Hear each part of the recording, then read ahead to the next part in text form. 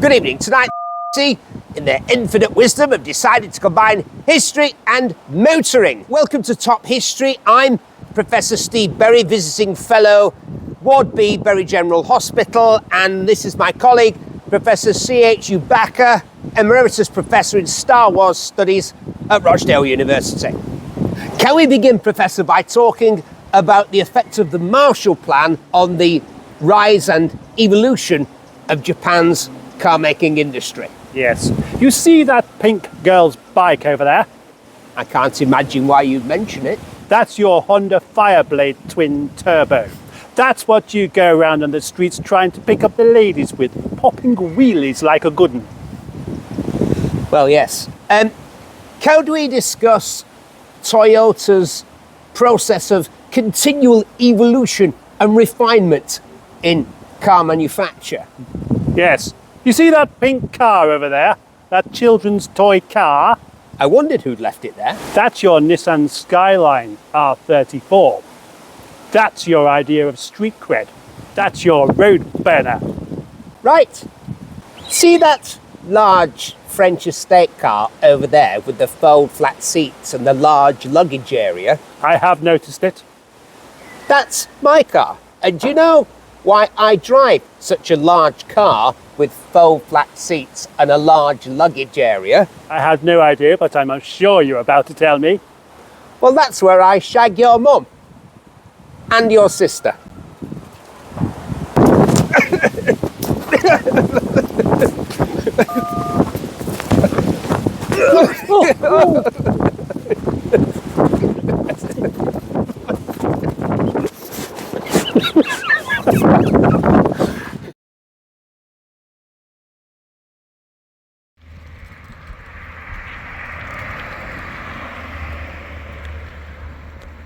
The performance of the dual overhead cam 1.3 litre 16 valve engine is peppy.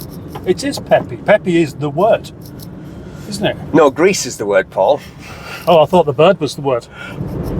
So when I was younger, I liked Northern Soul music, you know, like we have in this part of the world. Yeah. Do you know what Northern Soul music is? Sort of. I could give you a potted history of Northern Soul music very quickly if you like. You don't have to. So it was black American dance music that was listened to in nightclubs all over the UK, although it was now largely neglected back in its native US of A. But when the journalist Dave Godin came to Manchester and went specifically to the Twisted Wheel Club on Whitworth Street, he said the music up north was a lot faster than the stuff played in London. The Northerners liked faster music, and so that kind of soul music was called Northern Soul. Potted history of Northern Soul. I'll tell you what, you did quite a good job of actually making it a potted history as well. Most unlike me, that wasn't it, Paul? Yeah, well, normally I just bang on and on and on and on to the point where people are losing the will to live before I actually get to the blinking point. Yeah, but these people don't know how well this is edited. Well, this car is a bit like Northern Soul. Ah, that was the point. That's my point. Yeah. Do you know what I felt like then? Do I know who you felt like? Swiss Tony. Off the Fast Show. This car is a bit like Northern Soul. Yeah. It has a frenetic, energetic beat that means you just can't help but move your body in an undulating manner that leaves you in a sweaty mess after an hour of frenzied activity. Which is why it's like making love to a beautiful lady. Why has that Golf got 4 exhaust pipes? Why would you have 4 exhaust pipes, Paul, on a VW Golf? Oh, well, it depends on... Depends on what? A car can have as many cylinders as it likes and only one. I was on a motorbike quite a lot last week, and it had 1 cylinder in its Italian-made engine. Very good engine, actually. Yeah. A derivation of the Husqvarna single-cylinder engine. Don't tell me it had 2 exhausts. It had 2 exhausts, yeah. Thus leading to lots of confusion among my motorcycling pals. I always found the most confusing one was the E46 BMW M3, which had 4 pipes, but a 6-cylinder engine. This Toyota is absolutely, right, I'm going to say it. Go on. Paul, I'm going to use the P word.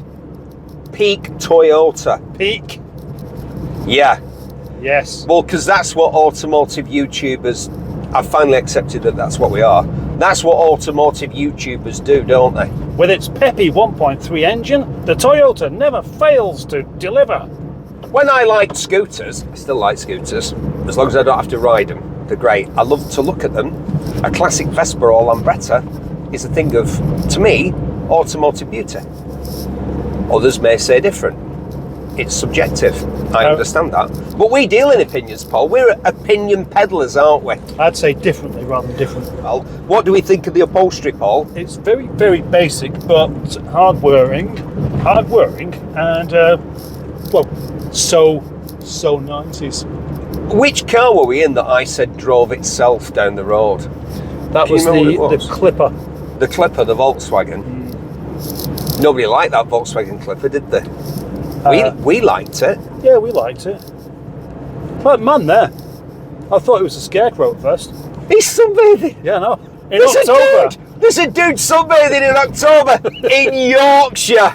It could happen nowhere else. Look where we are. We're in Slaithwaite. No. No, yeah. No. Right. Paul's now going to attempt to pronounce the word Slaithwaite in the manner of the lovely local gentleman who's allowed us to borrow his Toyota Starlet. Was it Slough? He said Slough. Yeah, I thought so, yeah. Yeah. See, right, now, hello people in the south of England or places that aren't the northwest of England. Hello.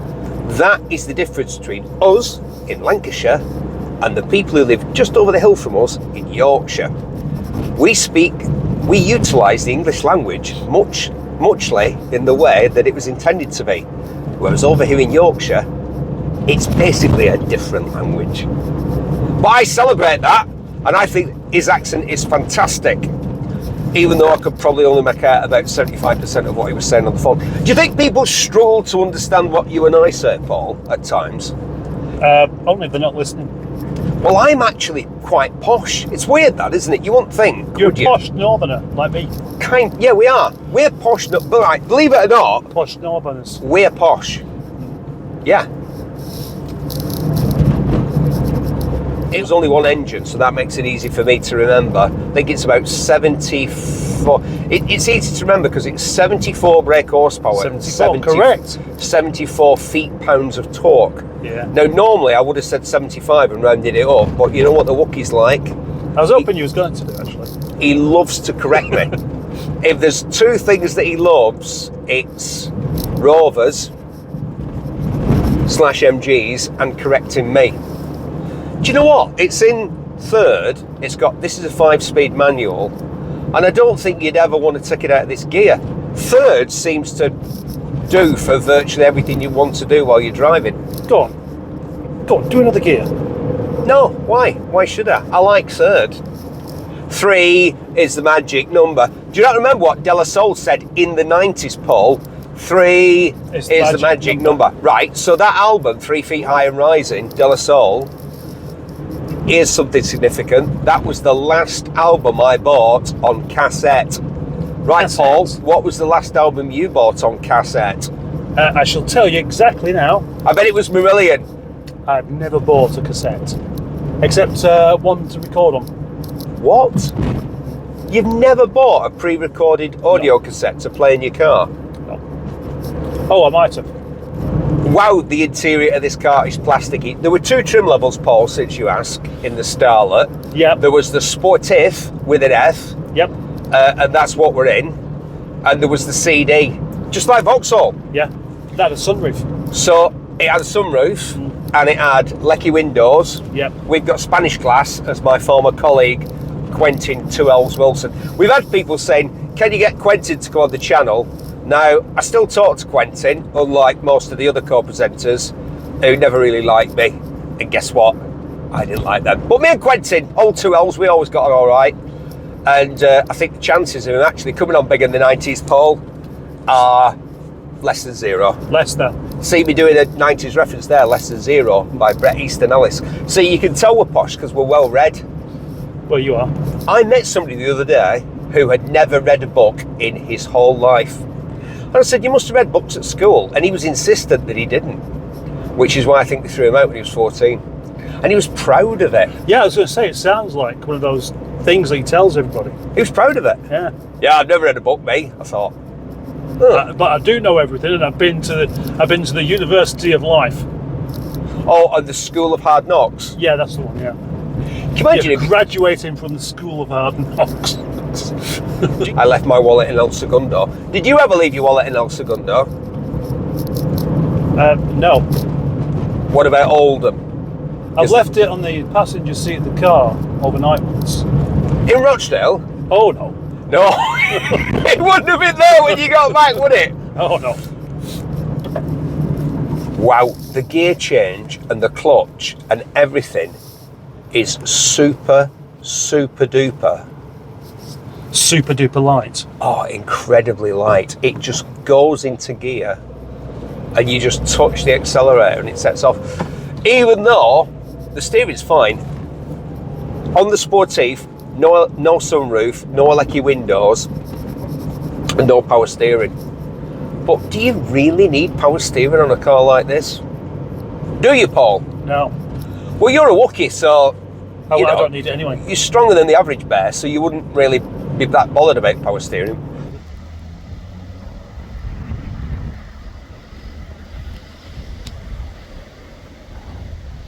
Yep. Shall we attempt a piece of performance driving Yes, please. in the 1998 1.3 litre 5-door Toyota Starlet Sportif? Right, we haven't got a rev counter, but I don't think we need one. You can tell when you've hit the limit, can't you? Wow, that's a big gap as we're going uphill. There's no torque in this engine, is there? But it's a lovely do you know what this engine is? It's very Honda-like. It is, yeah. Or Rover K Series like. Do you not think? I do actually, the sound of it. Yeah. Oh, can you imagine with 5 people on board and some luggage? No, that wouldn't work.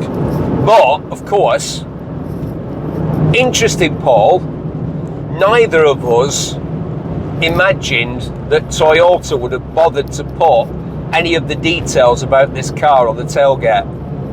And of course, when you go round the back of this 1998 Toyota Starlet 1.3 Sportif manual, 5-speed, Yeah. 3-speed auto was optional.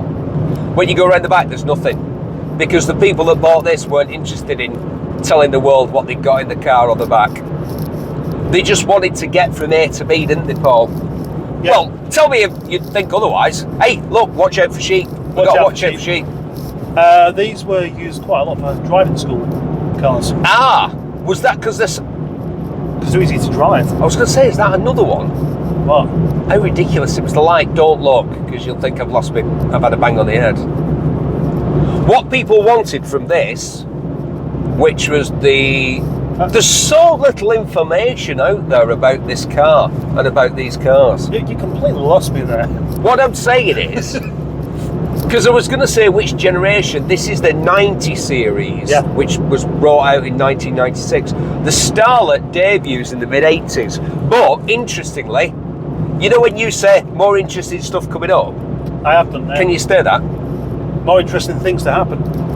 Well, you say that, Paul, but what I think is interesting, one of the things I think is interesting about what is otherwise an utterly bland mediocre, but yet that's its superpower. Do you know what its superpower is, Paul? It's mediocre, man. It's bland mediocrity. Yeah. The fact that it's utterly anonymous and like it just drives itself down the road, in a manner of speaking, not literally, but you know, it just drives itself down the road. The folk who wanted these when they were new, they didn't really want to put too much effort in, did they? Hey, look at that, a pub called the Great Western, right up here on the bit between, we have this protective layer between Lancashire and Yorkshire to stop us having to look at it, called the Pennines. It was... Stop us having to look at it. Yeah. Or smell it. And at one point, I was the chairman of the three-wheeler, the Jumbo Club, which was for trikes and three-wheelers. And when they asked me if I'd do it, I said, well, not really, because I don't like them. And then they told me that it was like to raise money for the unfortunate little kiddies. And then they told me about the unfortunate little kiddies, and I couldn't say no. Because essentially, underneath this bluff and bluster, I'm a very nice man, aren't I, Paul? Yeah, most of the time. Anyway, yeah, most of the time. The guy that's riding this trike is wearing a German World War II helmet. It might be Dick Emery. Do you remember Dick Emery? He used to wear... No. He used to wear a World War II German helmet on a motorbike. Oh, he did, didn't he? He did. He's a bit dead now, though, isn't he? Oh, look at that. That corner tightened. Yeah. I don't think this car is one particularly for slinging round corners that much. You say that, Wookie, but the Starlet was always a real performer in the handling department. They switched to coilovers when everybody else was using leaf springs and shockers. They switched to disc brakes as standard, not optional, way before a lot of European manufacturers. McPherson struts on the front, trailing arms on the back. Toyota pioneered better handling and bringing in the sort of suspension and steering, rack and pinion steering, really early doors on Toyota Starlets, way before a lot of the European manufacturers.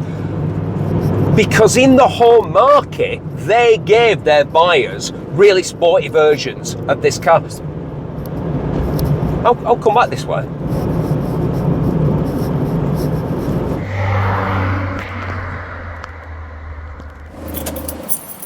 Hey, I wonder if, like me, you've been watching a car video on YouTube, and all of a sudden, instead of telling you about like the Golf R32 or the Skoda Estelle or a Hyundai Pony pickup, the bloke starts banging on about nutrition and telling you what a busy life you've got.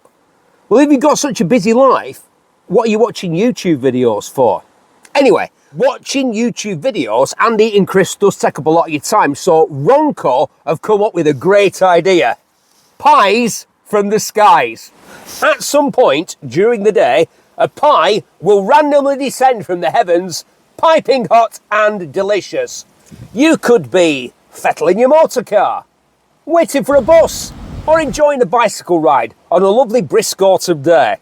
Subscribe before April the 31st and Ronco will send you this useful net to catch the pie in.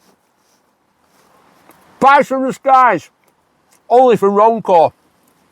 Now back to the car.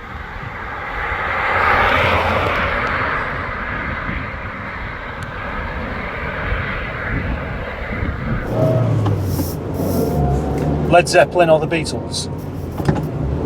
It depends. The greatest band, aka Led Zeppelin, I don't like to say the name. I don't like the name. They didn't like the name. Keith Moon came up with the name, didn't he? And they don't. The rest of them didn't like it. No. Oh, look at that. A Jaguar XK. Oh, nice. Yeah, they are nice.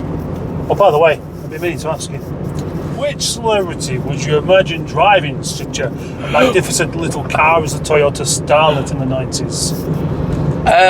I think this is the last car that a celebrity would have driven, unless they were rocking the MES type. Yeah, MES. MES. You do know what I mean, don't you? No. I went to a party with John Peel once. John Peel. Oh, John Peel. Right, I went to a... He wouldn't have had one. No, John Peel had an old American car. Did he? Yeah, he had a Plymouth or a Pontiac. So he told me about it. When I went to a party with him. I was going to move on to that, but you tried to distract me, Paul. When I'm trying to give the people information, you're forever butting in and distract. Why'd you do that, mate? Keep you on your toes. Keep you on my toes. So, I went to a party with John Peel because I was up for the same award that he was up for. Guess who won? He did. Yeah, not me. And he told me beforehand. He came up behind me at this awards ceremony, at which he and I were both nominated in the same category. And he came up behind me. I'd never met him, and he put his hands on my shoulders and he said, "Hello, Steve. My name's John Peel, and I'll win. I always do." And I thought, you cheeky beat that bit, Paul. Alright, will do. Because I like him and everything. And I realised afterwards he was just being droll. You know, like he was droll. Yeah. I like droll. Do you like droll? I like droll as well, but Yeah. often people just take it as arrogance, don't they? Well, I did. I thought, you arrogant. No? But then when he'd won, he came up to me and he said, "I told you I'd win. Do you want to come to a party?" And I thought, yeah. So I did. And all I can remember is that the lady who put me on the last train back to Manchester was wearing very tight leather trousers. That's my only memory of the rest of that evening. What was probably the greatest pop musicologist in history, what was his favourite band? I'll give you a clue. The lead singer's from Bury. Or technically Bury. We can go into that in a second. What was John Peel's favourite band? It was... Famously. Yeah, I know. I'm just trying to remember what it's called. With the Teenage Kicks song. No. Oh, that's the one I was thinking of. Oh, that was his favourite song. Doesn't mean it was by his favourite band. My favourite song is Give Me Shelter by the Rolling Stones. But the Stones are not my favourite band by some way. John Peel's favourite song was famously Teenage Kicks by the Undertones. What a tune. I remember buying it new at the time on 45 RPM. I could have bought it on cassette single. Cassette. But my pal here, the Wookie, has never bought a cassette, pre-recorded one in his life, he reckons, which I think is a bit of Billy bullshit. I think he has, but he's just trying to be cool and pretend he's young, and that like by the time he was buying things like that, they were CDs. But he's not. Look at all that grey hair. Look at all that. Show it. Look at all that grey hair. He can't be that young, can he? You don't need to see that. John Peel, aka John Ravenscroft, his real name, was beware of sheep. Oh. Yeah. Ah! Don't go. See, I knew it was going to do that. You want your horn for that? I don't want to alarm the livestock. You don't want it running out in front of you. I think that one's streetwise, not a Rover streetwise. That was giving you lip then. What's more there? Paul, show people the view. What I am doing. Right, yeah, because we always going to make Yorkshire as though it's this dreadful place, and yet look at it. And you know why? It's the people that are dreadful. We don't mean that. But look how beautiful Britain is. So what was his favourite band? The Fall. Ah, right. Marquis Smith, MES, right? So he was, I think you'll find, a unique frontman and a menace. He was a pure menace. And he sometimes used to come in my local because he lived nearby, and he was a menace and he caused trouble. But there was a degree of acceptance of his eccentricity. But one of the things that he did in all of his time, apart from, I think the Fall had about, seriously, look it up, lest you doubt me, and you've never heard of them, I think they had about 70 members at one time or another. Not 7, not 17, about 70. What, all at one time? No, sir, not all at one time. No, I didn't think so. Over like sort of 40 odd years before MES popped his clogs on account of the fact of his lifestyle, which was pretty much like in the pub. Didn't do many sit-ups, MES. But his aesthetic was like a deliberate charity shop aesthetic where it was like, I couldn't give a tinker's cuss about what I'm wearing because I'm all about my art. Do you know what I mean? Yeah. So I think if you absolutely didn't care, but it was an affected, you absolutely didn't care, what you drove, as long as it got you from A to B in as economical, reliable, and unfussy way as possible. Paul, can you tell me, do you think there was any better way of doing that back in the day than in a Toyota Starlet? No, I don't. And you know what? When the Yaris came out, I thought the same thing about that as well. That if I happen to be a millionaire, it's not a millionaire or a billionaire. It's just someone who's got so much money that it doesn't even matter. I'd have a Yaris. I would have had a Yaris for when I want to get somewhere. But do you know who I would have thought would have had one of these? Which celebrity person would have a Toyota Starlet 1.3 sportif, wind-up windows, no sunroof, no aircon, no power steering, but a very economical and peppy 1.3 four-cylinder double overhead cam engine? Go on, Paul. Not Caroline Quinton. Not Carolyn Quinton. No. The big, buxom but still attractive lass off Men Behaving Badly. Yes. I fancied her more than Leslie Ash, you were supposed to fancy. Caroline seemed more up for it than the Leslie Ash character. Did you not think? Oh yeah, definitely. Not Caroline Quinton. One of those sheep is going to get run over if they're not careful. Yeah, but hopefully these people are used to. They took notice of the signs that said, "Watch out for sheep." Because the reason I'm hanging back here, my friend, is because there's sheep everywhere, all over the road. They look like they're having a party. It's like, hold on, they're sort of stampeding in our general direction, aren't Yeah, I reckon that white car, whatever it is, that Volkswagen. they? It frightened them. No, I think that's their dealer. So what's like sheep crack? Sheep crack. Sheep crack. Is it like really luscious grass from sort of Sweden or somewhere like that? Swedish grass. Hey man, we got Swedish grass. Well, I'll tell you what. Shall I tell you who I do think would have had one of these? Back in the day? Yeah.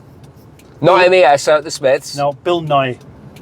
For the same reason as we were talking about, having something that was really dependable and anonymous. Bill Nye had a Bristol or something like that, surely, mate. He would have had one, and a Bentley and something else. No, a Bristol. A Bentley's too obvious for a guy like that. Yeah, Bristol. But the ultimate. Pop into the shops to get his bag of carrots, he'd have one of these locked away in the garage. No private plate. He didn't wash it. He didn't care about it. He just got in it, started it, went off to the shop, bag of carrots, tin of rice pudding. If you're wondering why us two are sat here talking crap with the engine running, right, I'll stop the engine because we want to save the planet, right? It's because there are sheep just literally wandering around in the middle of the road. Do you think we can set off now without... I don't want to annoy them. Well, don't talk as you go by. Okay, right, very good. Bill Nye. Don't put that bit in where I said that Marquis Smith was in the Smiths. Although, right, that's a fairly easy mistake to make, isn't it? On account of the fact that his name is Smith, or was Smith. Yeah. He came in our pub once and had to be rescued, and he broke his telephone, and he had to be rescued by a glamorous lady with green hair. That's an interesting fact. In Vivienne Westwood. And the only person in the pub who'd know that what she was wearing was Westwood was me. Do you think he would have had one of these? What? Tim Westwood. He was on a car programme, wasn't he? Look how plasticky this car is. I think this is the plastickiest of all plastic cars that I've ever been in. Look at the non-design.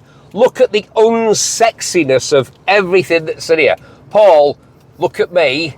For 6 decades old, yeah, you must admit I'm still quite a reasonably shaggable man, but I am feeling considerably less sexy every 5 minutes that I spend inside this Toyota. In this, right. Vivienne Westwood. Vivienne Westwood. Which, right, yeah. That's a real person, isn't it? See who I have to work with? He's one. Always talking about people being in Vivienne Westwood. What was she, a prostitute? Dude. She was a dame of the British Empire, Vivienne Westwood. Bleep out that foul calumny that you have just used, Wookie. We can kill and eat them later. Kevin Rowland of Dexys Midnight Runners, who are still going and still really good, unlike a lot of bands that are still going that really, really should have knocked it on the head by now. Yeah. I went to the Black Sabbath farewell tour. Oh dear. Dear God. Honestly. Really? No, it was terrible. Anyway, Dexys are still good. They were good when they started, and they're good now. But as Kevin Rowland said, you're so anti-fashion, so wear flares instead of dressing down all the same. Right, so we're dressing down all the same. We're driving the blandest, most anonymous, non-designed car of all time. Nobody designed this, they just made it. So yeah, so this is peak Toyota.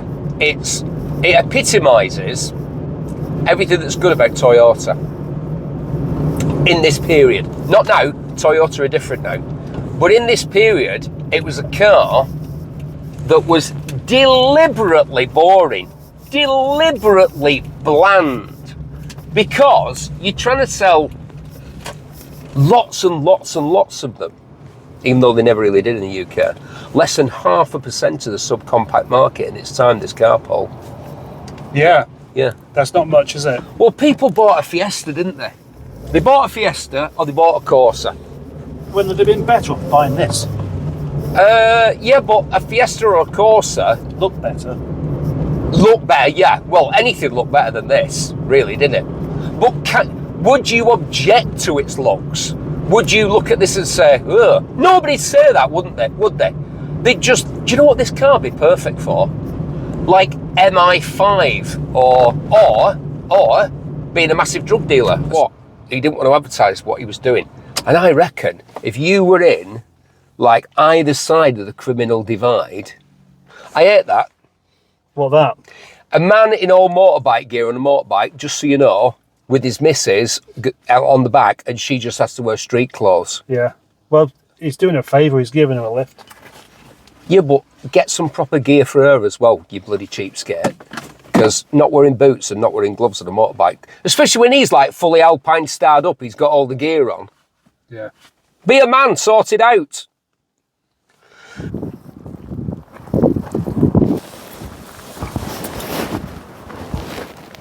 You driving or what? All right. Go on.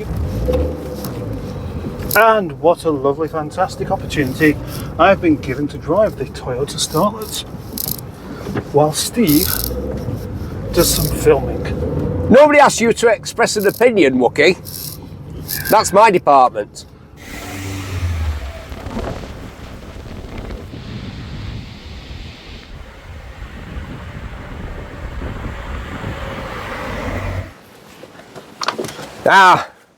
The rich and mellow fruitfulness of autumn's what's-face. See, this car's making me feel quite Shakespearean.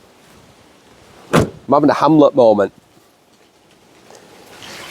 Now, normally what I'd do is walk around the car and tell you about the features, but there aren't any really. Look, it's got doors.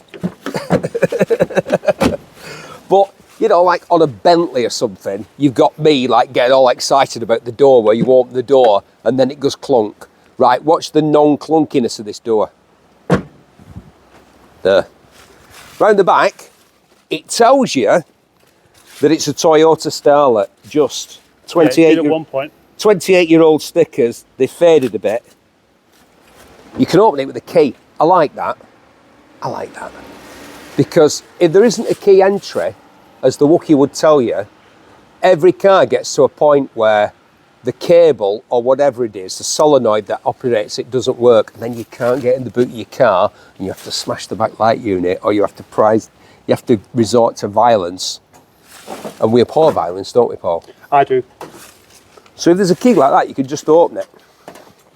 Like that, it weighs nout. Here's the thing, I bet money, I bet my life on it, they're the original struts. And they're still working, because it weighs nout, really.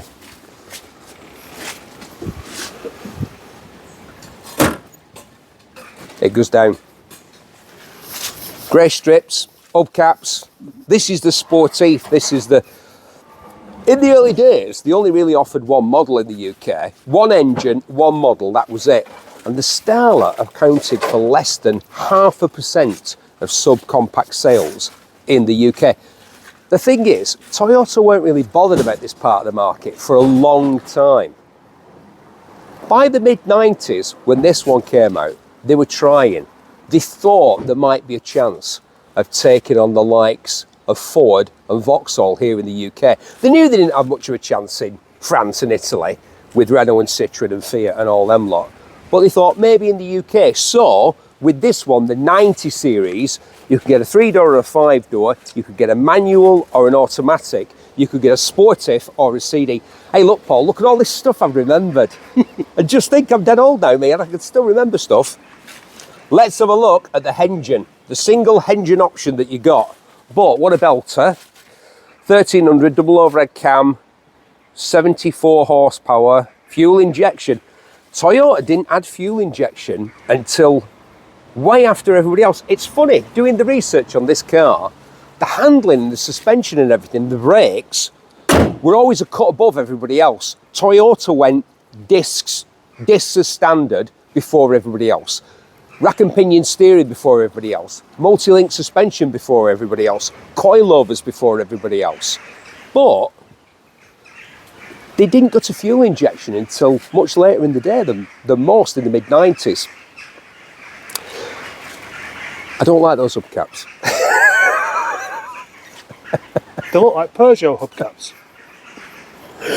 I think they're the only thing I'd change. See, here's the thing. I'm at a loss for words. And you're thinking, well, that's never been an issue here on Big in the 90s before, Barry. What's your problem? Does that mean you don't like the car? No. Au contraire, friends. So at this point, what I could do is bang on and on loads more about this car. But that's not what I'm going to do. However, I wouldn't want you to think it's because I don't like it. Because I do like it. Two lads in a white van, just pulled up, young men, not even 30, I reckon. What do you reckon, Paul? 20s. 28. And said how much they like this car. They think it's cool. And I think it's cool. The 1998 90 series Toyota Starlet 1.3 5-door Sportif. A car.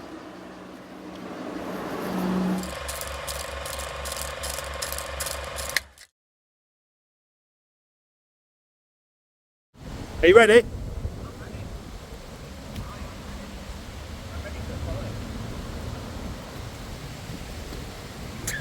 That was so close. Try again. The same point.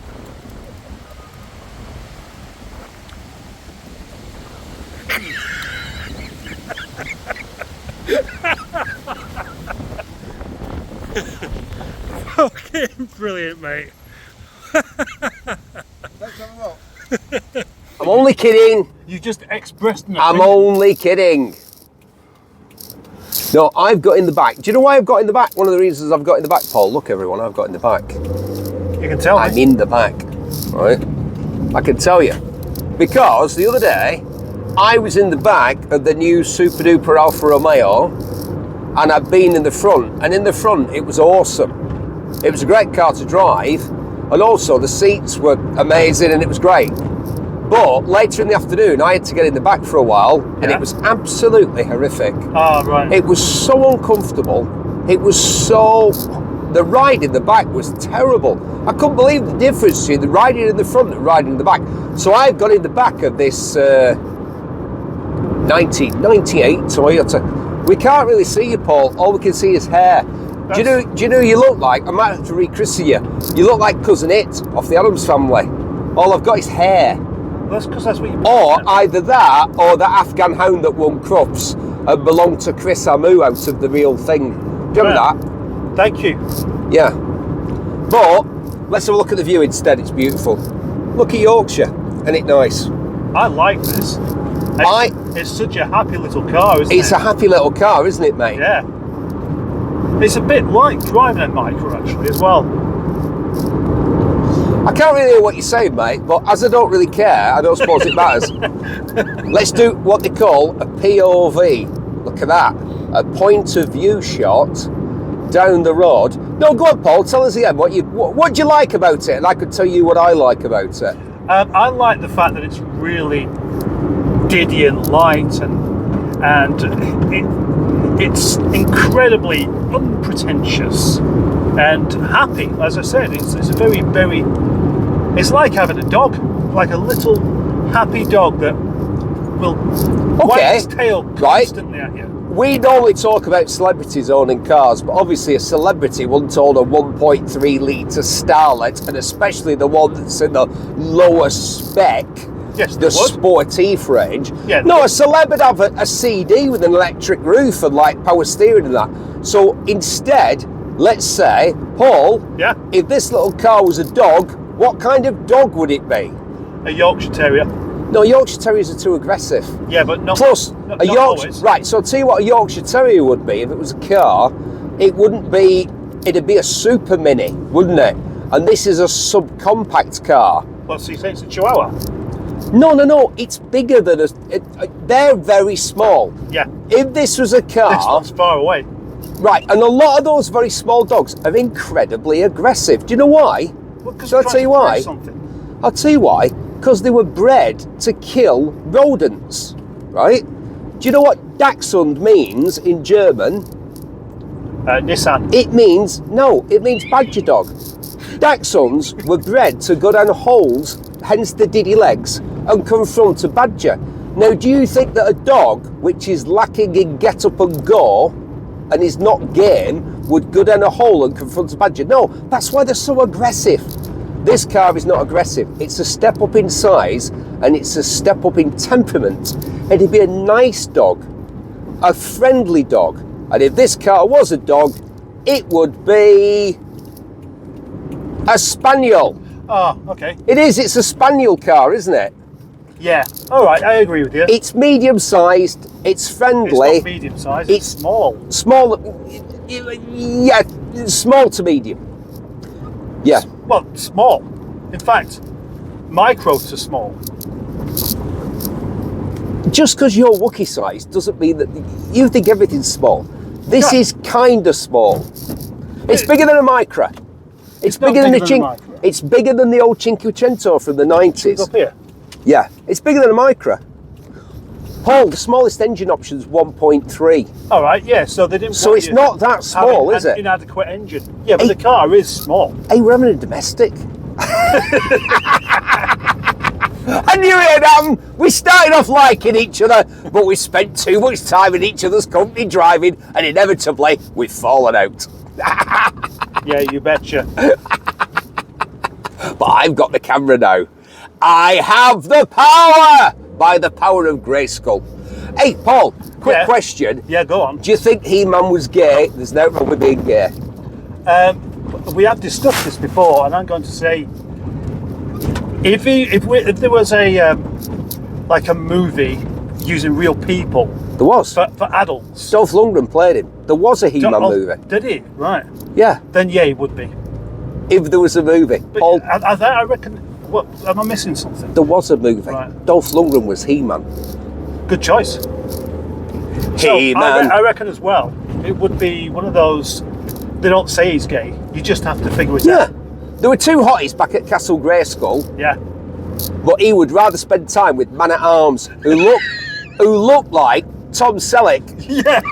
in Magnum PI with a moustache, which is normally the way that one would identify a gentleman who likes gentlemen. Let's go down there, Paul. Yeah. So, oh. Yeah. Let's stop. Let's here. off-road. Let's not go through that. Let's not go down there. Let's stop it here. Yeah. And then if anybody wants to come through, okay. Have you got plenty of room in the back of there? Yes, sufficient. I was in an Alfa Romeo, a really, really sporty one, like an Italian M5 is my conclusion, and I had to ride in the back of it in the afternoon because I am a chivalrous man, even though I know that chivalry is dreadfully out of date and probably very 20th century, and most young people possibly object to it because it says things like, I'm a man, so I'm going to open the car door for you. I don't care, I'm not changing now, I'm too old. And so I rode in the back while a lady who was considerably shorter than me rode in the front. Should have been the other way around, but that's the way I'm made. That's my style, sir. And it was horrible in the back of that car, which is the thick end of 75,000 quid. I've been looking at these online, as I frequently do when I know what I'm going to drive, and I reckon this car's about a bag of sand, don't you, Paul? £1,000 for one of these. Put it there, son! Bag of sand! Hold your hand out! Yeah, about £1,000. The early ones are the JDM in it, mate. JDM, mate. You can pay 10 grand for a Starlet, but not one of these. In Japan, it was called the glands. The glands. Look at my glands. It's not very big, is it? It's too windy. Hold on. Let's just wait.